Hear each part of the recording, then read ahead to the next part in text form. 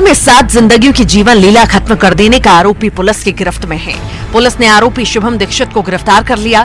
Police से बचने के चक्कर में उसके हाथ पैर भी टूट गए, जिसके बाद पुलिस उसे घायल हालत में देर रात एमवाय अस्पताल लेकर पहुंची।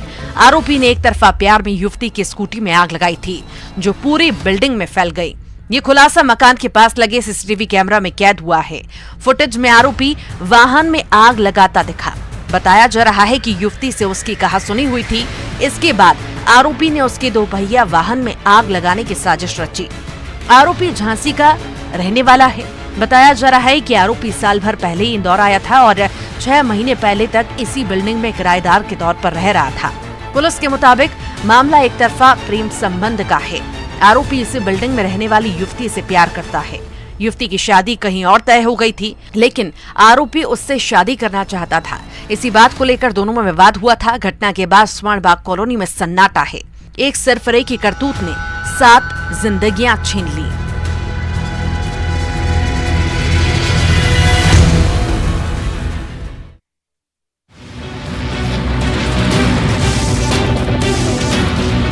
खरगोन दंगों के 2 मुख्य आरोपियों को पुलिस ने गिरफ्तार कर लिया है। इनमें दंगों का मास्टरमाइंड भी शामिल है।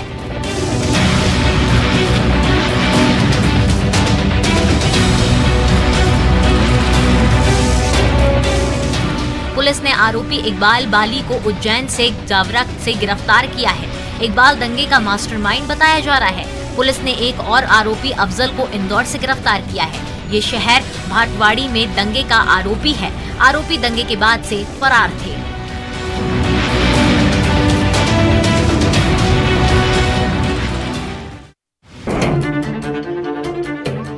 गर्मी के मौसम में इंसान के साथ ही जानवरों के भी पसीने छूट रहे हैं। इस अजगर को तो मानो ज्यादा ही गर्मी लग रही है, तभी तो नदी को बना लिया है ठिकाना। ये तस्वीरें खरगोन की है। यहाँ मंडलेश्वर में नर्मदा नदी में अजगर दिखने से हड़कंप मच गया। सांप देख अच्छों के पसीने छूट जाते हैं और यहाँ तो 7 फीट का अजगर था। घाट पर मौजूद लोग अजगर देख डर गए, लेकिन मौके पर मौजूद नाविकों ने हिम्मत दिखाई और बांस के सहारे अजगर को नदी से बाहर निकाला। अजगर के पकड़े जाने की जानकारी मिलने पर thank you nature welfare society की टीम ने इसे वन अमले की मदद से जंगल में छोड़ा।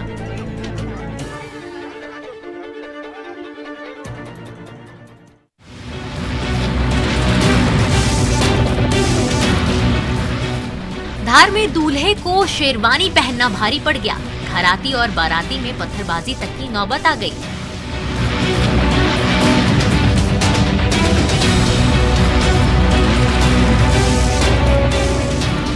घटना ग्राम मांगबैडा की है। यहाँ दूल्हे को शेरवानी पहनना लड़की पक्ष के लोगों को ठीक नहीं लगा। लड़की पक्ष ने आदिवासी परंपरा के अनुसार दूल्हे को धोती कुर्ता पहनने को कहा और इसी को लेकर दोनों पक्षों में मारपीट शुरू हो गई, जिसमें 4 लोग मामूली घायल हुए। मामला पुलिस तक पहुंच गया। मौके की नजाकत को समझते हुए दूल्हा दुल्हन को लेकर धार रवाना हो गया, जहाँ इन्होंने 7 फेरे लिए।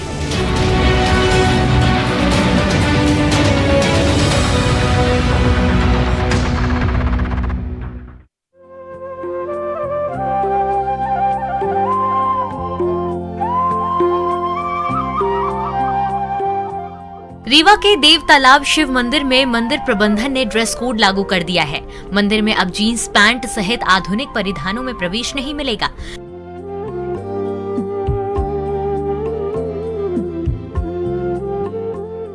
मंदिर में पुरुषों को धोती और महिलाओं को साड़ी पहनकर प्रवेश करना होगा। मंदिर परिषद की बैठक में यह निर्णय लिया गया है। आधुनिक परिधानों को पहनने वाले लोग मंदिर के बाहर से ही भगवान के दर्शन कर सकेंगे। मंदिर परिषद की बैठक में प्रदेश विधानसभा अध्यक्ष गिरीश गौतम भी मौजूद रहे। गिरीश गौतम ने कहा कि धार्मिक आस्था को देखते हुए ये फैसला लिया गया है।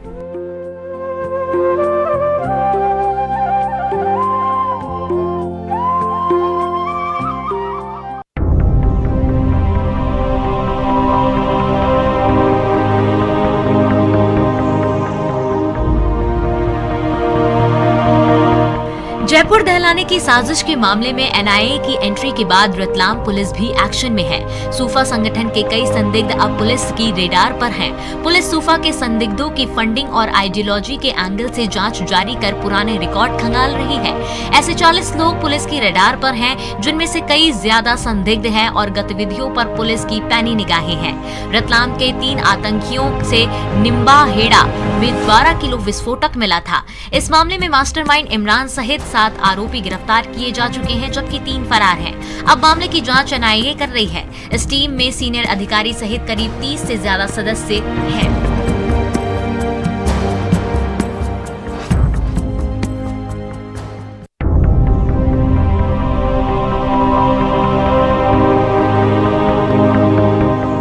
जगदलपुर में गर्मी के मौसम में लोग पानी के लिए परेशान हो रहे हैं।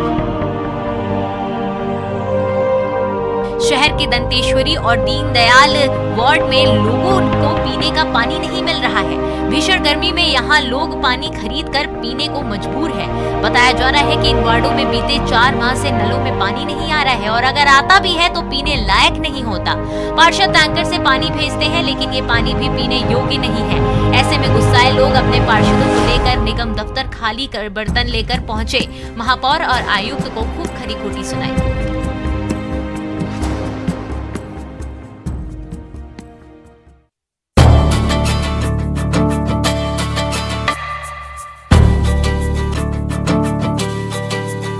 रीवा की धरती अब हीरा उगलेगी। जिले के त्योथर तहसील के 3 गांवों को डायमंड ब्लॉक के तौर पर चिन्हित किया गया है। हीरा निकालने के लिए ई टेंडर निकाला जाएगा। बताया जा रहा है कि करीब 1 साल पहले सर्वे कराया गया था और इसी के आधार पर सुहागी, मझिगवा और पूर्वा गांव हीरा पाए जाने की उम्मीद जताई जा रही है।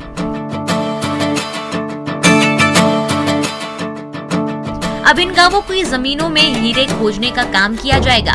ई टेंडर के जरिए कंपनियों को यहां से हीरा निकालने का अधिकार मिलेगा।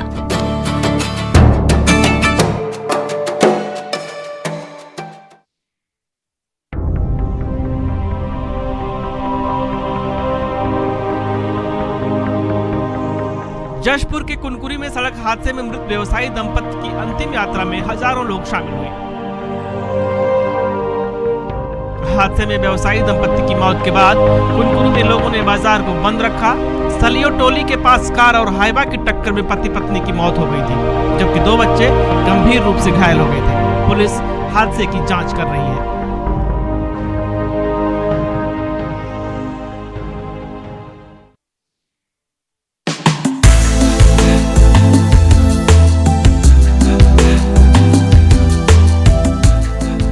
आप सभी ने 3 इडियट्स में डॉक्टर सहस्त्रबुद्धे उर्फ वायरस का चर्चित किरदार देखा होगा, जो अपने दोनों हाथों से लिख सकते थे। वैसे ही उज्जैन की रहने वाली शिक्षिका मोनिका पांचाल ने कुल 8 तरह से लिखना सीख लिया। दुर्घटना में शिक्षिका का सीधा हाथ नाकाम हुआ तो बाएं हाथ को सक्षम बनाया और दोनों हाथों से लिखने लगी। उज्जैन के सेंट पाल स्कूल में इंग्लिश पढ़ाने वाली शिक्षिका मोनिका पांचाल का स्कूल जाते वक्त 22 दिसंबर 2013 में अचानक एक हादसे में ट्रक के नीचे आ जाने से सीधा हाथ क्षतिग्रस्त हो गया।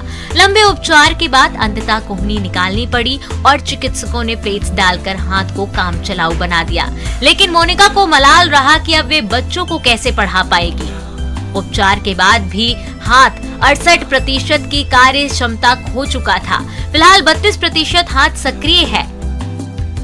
22 दिसंबर 2013 को मोनिका पांचाल का एक्सीडेंट हुआ था। उज्जैन के आगर रोड स्थित सेंट पाल स्कूल से मोनिका पांचाल घर जाने की निकली थी और 22 दिसंबर 2013 को मोनिका पांचाल का स्कूल से जाते वक्त एक्सीडेंट हो गया था, जिसमें मोनिका पांचाल का सीधा हाथ खराब हो गया था। पर लंबे समय चले उपचार के बीच जब शिक्षिका को लगा कि उनका कैरियर चौपट हो जाएगा, तो उन्होंने अक्षमता को एक चुनौती के रूप में लिया और उल्टे हाथ से लिखना सीखा। कोरोना के समय मोनिका पांचाल ने अपने उल्टे हाथों से लिखना शुरू किया और धीरे धीरे वह लिखने लगी। इसके बाद उन्होंने अपने सीधे हाथ से भी लिखना शुरू किया। इसके बाद मोनिका दोनों हाथों से लिखने लगी। जब पहली बार जब पेन उल्टे हाथ में पकड़ा तो हाथ कांप रहे थे, शब्द नहीं बन रहे थे, लेकिन धीरे धीरे सफलता मिलने लगी। अब मोनिका पांचाल अलग अलग 8 प्रकार से दोनों हाथों से लिख सकती हैं एक साथ।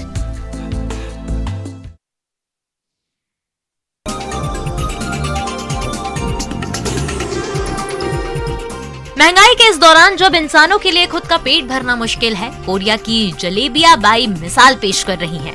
अपने बच्चों से लेकर बेजुबानों तक को जलेबियां बाई पूरी स्नेह दे रही हैं। 85 साल की जलेबियां बाई को हर महीने 35 किलो चावल राशन दुकान से मिलता है। इस चावल में से जलेबियां बाई के परिवार के साथ ही मवेशियों को भी हिस्सा मिलता है। जलेबियां बाई मवेशियों को भी चावल खिलाती हैं। जब चावल कम पड़ता है तो जलेबियां बाई अपने पैसों से मवेशियों के लिए चावल खरीदती हैं। पिछले कई साल से जलेबियां बाई बेजुबानों पर ममता लुटा रही हैं।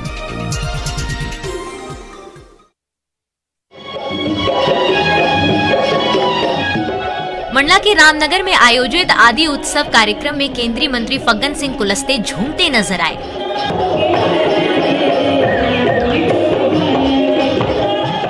लोक कलाकार सीमा कौशिक के गाने पर मंत्री जी दोनों हाथ उठाकर जमकर झूमे। इस दौरान बीजेपी कार्यकर्ता भी उनके साथ झूमते नजर आए। गोंड राजवंश की राजधानी रही रामनगर में आदि उत्सव कार्यक्रम चल रहा है। इसी कार्यक्रम में मंत्री झूम उठे।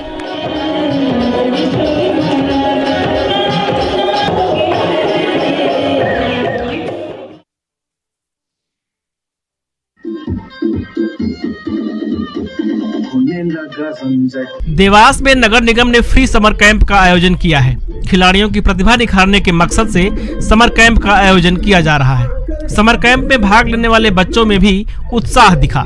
इस कैंप के लिए बड़ी संख्या में खिलाड़ियों ने रजिस्ट्रेशन कराया है। समर कैंप में 6 से 16 साल के खिलाड़ियों को cricket, lawn tennis, soft tennis, football, rugby, aerobics सहित योगा की ट्रेनिंग दी जा रही है। इस कैंप में जिला, प्रदेश और राष्ट्रीय स्तर के खिलाड़ी मौजूद रहे।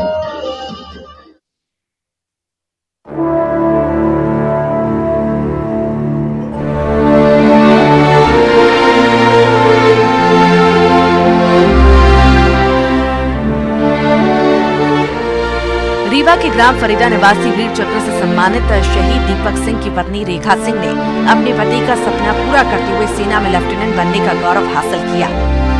रेखा सिंह ने कहा कि अपने पति का सपना पूरा करने और बहनों को सही राह दिखाने सेना में आई है। रेखा को प्रथम प्रयास में सफलता नहीं मिली थी, लेकिन हताश नहीं हुई और दूसरे प्रयास में उनका चयन भारतीय सेना में लेफ्टिनेंट के पद पर हो गया। शादी से पहले रेखा सिंह जवाहर नवोदय विद्यालय सिरमौर में शिक्षिका थी। शादी के बाद पति ने अधिकारी बनने के लिए प्रेरित किया। पति की शहादत के बाद रेखा ने उनका सपना पूरा करने का संकल्प लिया और उसमें उनके ससुराल वालों ने भी उनका सहयोग किया। रेखा सिंह को प्रदेश सरकार की ओर से शिक्षा कर्मी की नौकरी दी गई थी। इन्होंने पूरी जिम्मेदारी से अपना फर्ज निभाया, लेकिन मन में लगातार सेना में जाने की इच्छा होती रही और आखिरकार रेखा सिंह ने सपना पूरा किया।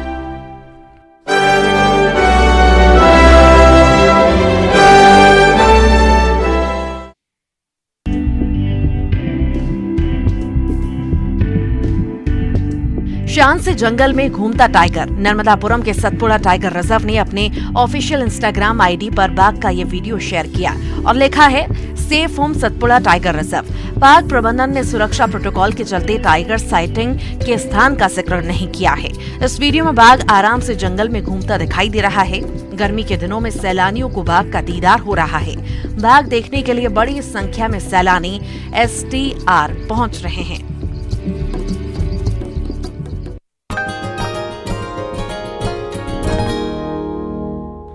भैंस चराकर क्या कभी किसी को लाखों की कमाई करते देखा है? मंदसौर के युवक ने किया है ये कमाल। ये युवक भैंस चराकर बन गया है यूट्यूब स्टार। बेहपुर गांव के रहने वाले पुष्कर धनगर ने ग्रेजुएशन के बाद नौकरी की। शादी के बाद जिम्मेदारियां आई तो नौकरी छोड़कर घर आ गया और खेती के साथ भैंस चराना शुरू कर दिया। पुष्कर भैंस चराते समय शॉर्ट वीडियो बनाकर सोशल ऐप पर अपलोड करते थे। इस दौरान किसी दोस्त ने यूट्यूब का आइडिया दिया, जिसके बाद पुष्कर ने यूट्यूब पर अपना अकाउंट बनाया, जिसके 1,40,000 से ज्यादा सब्सक्राइबर हो गए। बताया जा रहा है कि पुष्कर ने अब तक करीब 5 लाख रुपए और अब इसे ही अपना बिजनेस बना लिया है।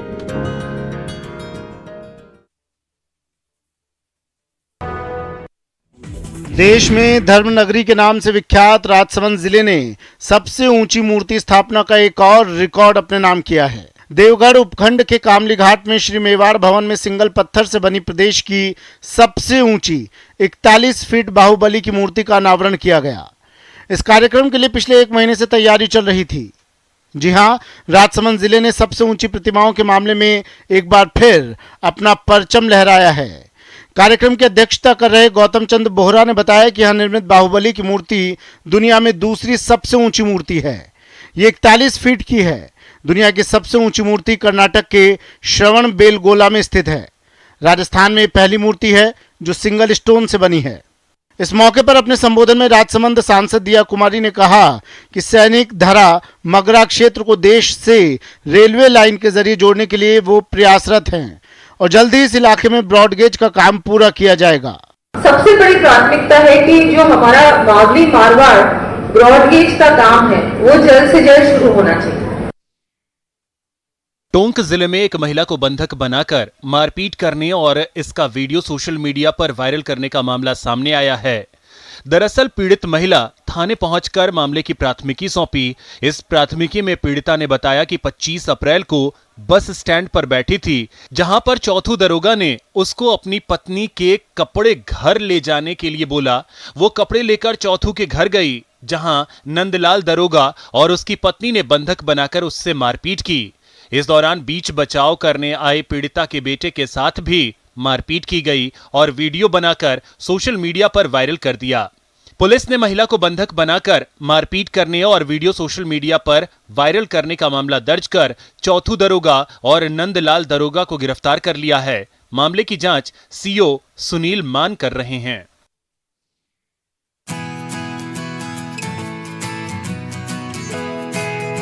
बद्रीनाथ धाम के कपाट श्रद्धालुओं के लिए खोल दिए गए हैं। कोरोना काल में करीब 2 साल बाद बद्रीनाथ धाम के कपाट आम भक्तों के लिए खोले गए हैं। बाबा के दर्शन के लिए देर रात से ही भक्त लाइनों में लगने लगे थे, जिसमें हजारों की संख्या में श्रद्धालु शामिल थे। इन श्रद्धालुओं में महिलाएं, बच्चे, बुजुर्ग सभी शामिल थे। देश भर से बद्रीनाथ धाम पहुंचे थे।